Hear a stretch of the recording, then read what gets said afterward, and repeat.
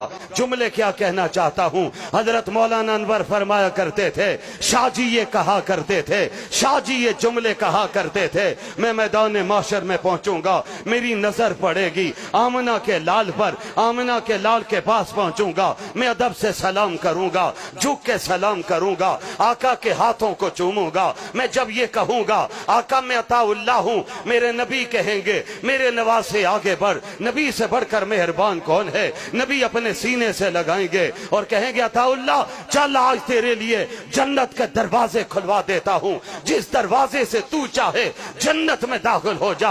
शाह जी कहेंगे मैं भी मकाम नाज में आ जाऊंगा, पहले मकाम नियाज है, झुक के सलाम कर रहा हूं, अदब से सलाम कर रहा हूं, ये अदब की जा है। लेकिन यहां पर मकाम नाज में आकर कहूंगा आका मैं अकेले जन्नत में नहीं जाऊंगा। अताउल्लाह किस किस को लेके जाना है। आका मैं सिर्फ अपने खानदान की बात नहीं कर रहा हूं, बोलो तो सही किस किस को ले जाना चाहते हो। शाह जी कहते हैं मैं ऐलान करूंगा आका क़यामत के दिन तक जिन्होंने खत्मे नबूवत के लिए काम किया है उन सबको जमा कर दीजिए, वो सब आ जाए, आपके चेहरे का दीदार भी करें, आज अल्लाह की नेमतों को भी देखें और आप फिर आवाज दे दीजिए जन्नत के फरिश्तों को कि दरवाजे छोड़ दो, इन दरवाजों से वो आशिक गुजरोगे जिन्होंने खत्मे नबूवत का परचम कभी झुकने नहीं दिया है। करोगे काम इंशाअल्लाह, ऊंची आवाज से हाँ जरूर करना, न छोड़ना, उसी अंदाज में काम जारी रखना जिस अंदाज में मुफक्कर इस्लाम हजरत मौलाना मुफ्ती महमूद ने, मुजाहिद मिल्लत मौलाना गुलाम गौस हजारवी ने, हजरत शेखुल हदीस मौलाना अब्दुल हक ने काम किया था।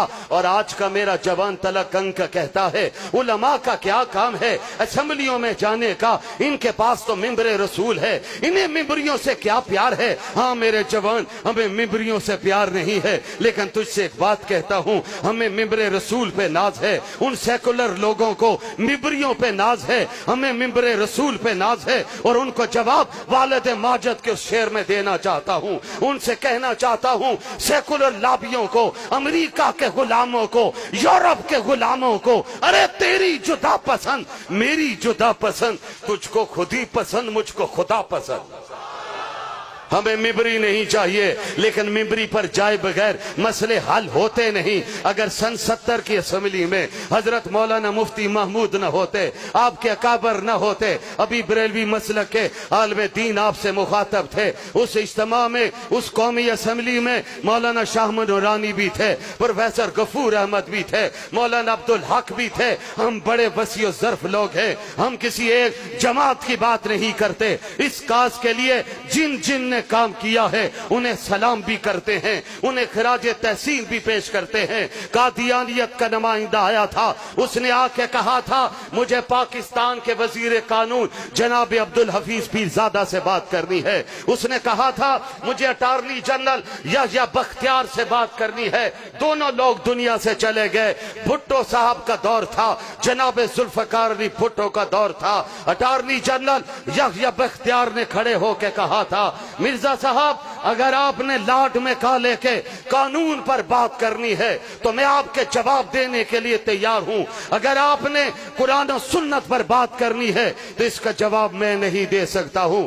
इसका जवाब दे सकते हैं तो मुफक्कर इस्लाम हजरत मौलाना मुफ्ती महमूद दे सकते हैं। मैं चकवाल तलाकंग मुजाफात के जवानों से पूछता हूं अगर उस मिंबरी पर आपके उलमा न बैठे होते तो कादियानियत को जवाब कौन देता। उस कादियानियत को जवाब दिया तो देवबंद की चटाइयों पर पढ़ने वाले मर्दे कलंदर ने दिया था, जिसने परचमे खत्मे नबूवत थामा था। नतीजा क्या हुआ था, कादियानियों को उस कौमी असेंबली से गैर मुस्लिम अक़लियत करार दिया गया। आज भी इस पार्लियामेंट पर खत्मे नबूवत का परचम लहरा रहा है और इंशाअल्लाह क़यामत के दिन तक लहराता रहेगा। ऊंची आवाज से कहो ताजो तख्ते खत्मे नबूवत, ताजो तख्ते खत्मे नबूवत। आज कौमी असेंबली में मेरे कायद आपके कायद मौलाना फजलुर रहमान मौजूद हैं। मौलाना फजलुर रहमान के दौर में शीरी रहमान ने एक बिल पेश किया था जिसमें नामूस रिसालत के कानून को छेड़ने का फैसला किया था। जरदारी साहब का दौर था, यूसुफ रजा गिलानी वजीर आजम थे। मेरे कायद ने खड़े होकर असेंबली में कहा था, जरदारी साहब दोस्तियां अपनी जगह पर, सियासी ताल्लुकात अपनी जगह पर, लेकिन नजरिए का सौदा नहीं हो सकता है। हम किसी माई के लाल को नामूस रिसालत का कानून छेड़ने की इजाजत नहीं देंगे।